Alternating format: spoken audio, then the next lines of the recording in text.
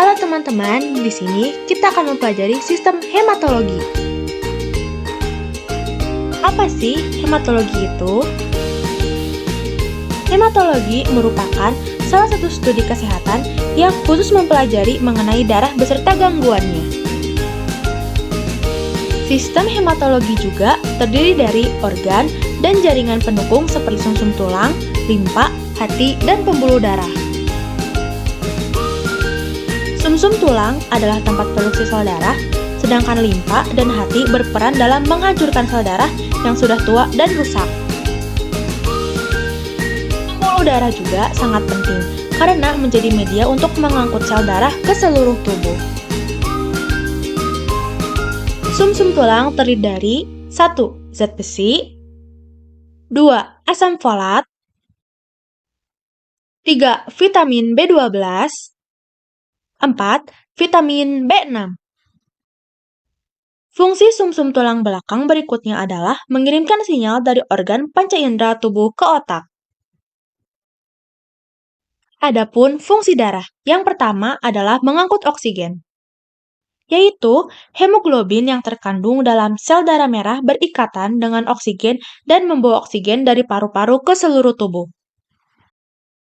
2. Mengangkut nutrisi dan hormon, yaitu darah membawa nutrisi dari makanan yang dikonsumsi dan hormon dari kelenjar endokrin ke seluruh tubuh. 3. Membuang sisa-sisa metabolisme, yaitu darah membawa sisa-sisa metabolisme seperti karbon dioksida ke organ-organ yang dapat membuangnya dari tubuh seperti paru-paru dan ginjal. 4. Mempertahankan keseimbangan pH, yaitu darah mempertahankan keseimbangan pH tubuh dengan membawa bikarbonat dan buffer lainnya. 5. Mempertahankan keseimbangan cairan dan elektrolit, yaitu darah membawa cairan dan elektrolit dari satu bagian tubuh ke bagian tubuh lainnya untuk menjaga keseimbangan cairan dan elektrolit dalam tubuh. 6. Menjaga keseimbangan suhu tubuh, yaitu darah membawa panas dari organ tubuh ke permukaan kulit untuk dilepaskan ke lingkungan. 7. Memiliki peran dalam sistem kekebalan tubuh, yaitu sel-sel darah putih dalam darah berperan dalam melawan infeksi dan penyakit. 8. Memiliki peran dalam pembekuan darah, yaitu darah membeku untuk mencegah kehilangan darah yang berlebihan saat terjadi luka. Komponen darah. Komponen darah terbagi menjadi 3 lapisan. Lapisan pertama yaitu plasma. Lapisan kedua adalah trombosit dan sel darah putih. Lalu, lapisan yang ketiga adalah sel darah merah. Sel darah merah atau biasa yang disebut eritrosit. Sel darah merah atau eritrosit memiliki fungsi penting untuk membawa oksigen ke seluruh tubuh dan mengambil karbon dioksida sebagai limbah.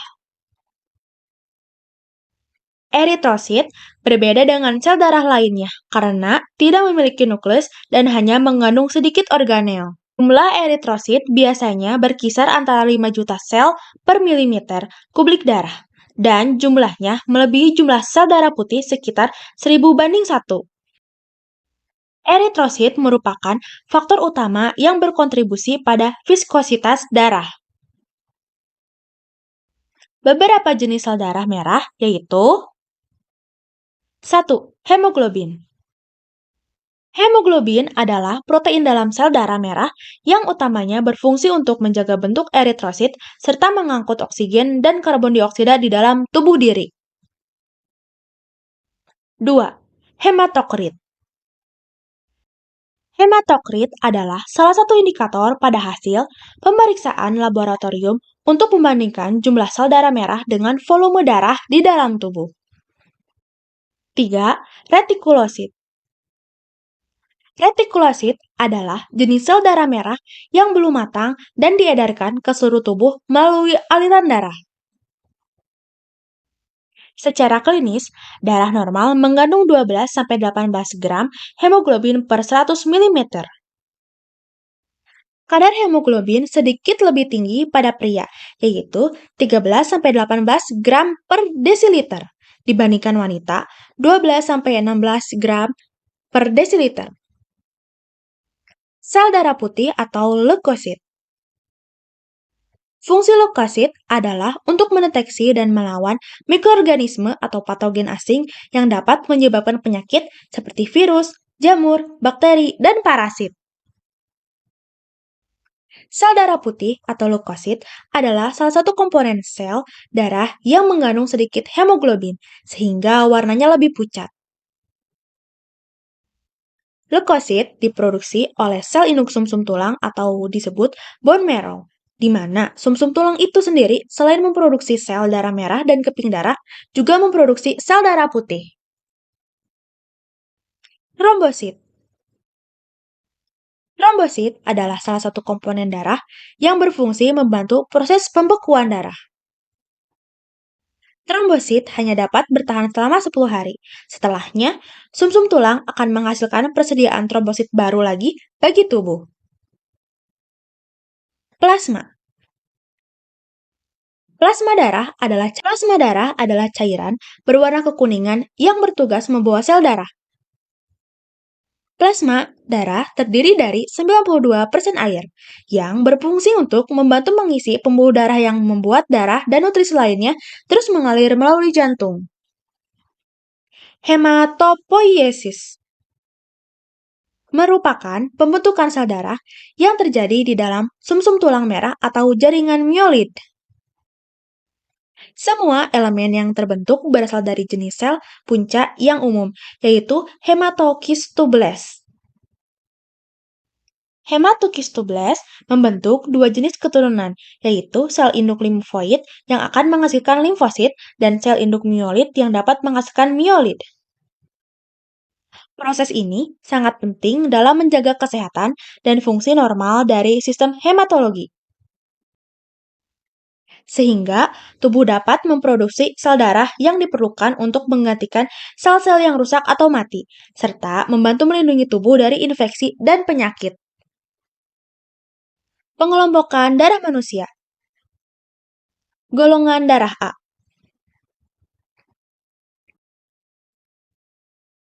Memiliki antigen A pada permukaan sel darah merah dan antibodi anti-B di dalam plasma darahnya. Golongan darah B. Memiliki antigen B pada permukaan sel darah merah dan antibodi anti-A di dalam plasma darahnya. Golongan darah AB. Memiliki antigen A dan B pada permukaan sel darah merah dan tidak memiliki antibodi anti-A atau anti-B di dalam plasma darahnya. Golongan darah O. Tidak memiliki antigen A atau B pada permukaan sel darah merah dan memiliki antibodi anti-A dan anti-B di dalam plasma darahnya. Beberapa gangguan yang menyerang sistem hematologi. Leukemia. Leukemia atau kanker darah adalah jenis kanker yang menyerang sel-sel darah putih.